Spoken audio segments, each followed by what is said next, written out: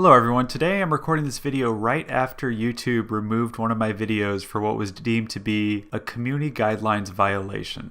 So this video was titled How to Get Free Twitter Followers Updated for 2016, and this was a real tutorial. There was nothing fake about this. I wasn't going to a site like Fiverr and buying fake followers or showing people where to get fake followers.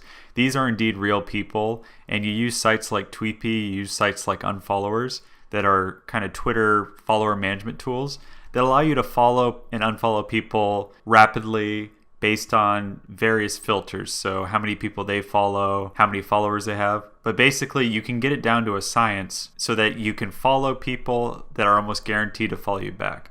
But anyway, that's besides the point. I was super excited about YouTube. I just uploaded a new video on Ubuntu Linux, an Ubuntu Linux installation. It's getting a ton of organic search traffic. It's getting a ton of referrals from other videos. So I was really high on YouTube. I haven't done much with YouTube lately, but I was really thinking about taking YouTube to the next level and start publishing a new video every day. So anyway, this completely blindsided me. It was really disappointing. And if I zoom in, this is what it looks like.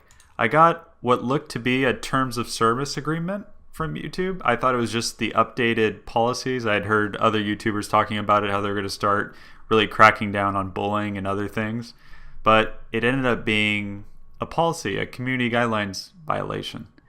So I'm super disappointed by this. If we go to the video, it's just a 20-minute tutorial and I show you how to follow using Tweepy. There's nothing illegal. I'm not showing people how to illegally download software like people that show you how to download, Camtasia, show you how to download things like Photoshop for free where they're just basically pirating the video. There was nothing illegal about this. There was nothing unethical. I don't know why YouTube took this down. So anyway, guys, I'm making this video to show you the entire appeal process. I'm going to appeal this community guideline violation because I think it's completely unfair, and I actually have no idea why they removed this video. It had over 1,000 views, and it was looking as if it'd get up to 10,000 views. I see a lot of people complaining about copyright strikes and the lack of transparency, especially because someone can just report your account or report your video, and there's no due process. It's not like when we go to court, it's innocent proven until proven guilty. You're assumed guilty and you have to prove that you're innocent. So I think the whole process is totally unfair. And I'm going to take you guys through the entire appeal process. Even if I fail, I'll still show you guys the process just so you can see if it's worth appealing. So anyway, I'm going to hit that appeal link. It's going to take me to this page. So in accordance with the community guidelines, this video has been removed from YouTube. If you believe this decision was made in error, you may appeal using this form. The YouTube team will review our original decision and reinstate the video if appropriate. We will notify you by email if our final decision on your video. Please note that you may only appeal this video once. So I'm going to ask, can you please clarify your decision? Nothing shown in the video was to promote spam or illegal conduct. I was simply showing a technique I use to market myself on Twitter using a platform called Tweepy.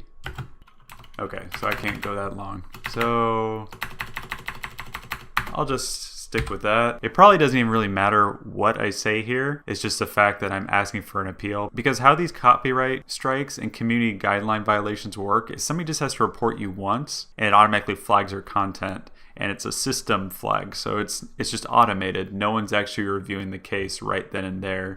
You need to submit for an appeal.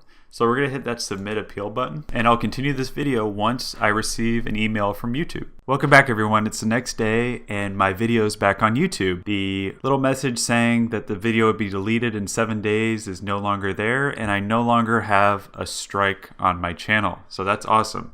I haven't yet received an email from YouTube saying what their final decision was or what the original problem was. So I'm thankful that appealing the strike was able to work for me. Now the main question is, will my video be back in its original place in search? So if I actually pull over an incognito window with YouTube. So the search phrase was how to get free Twitter followers.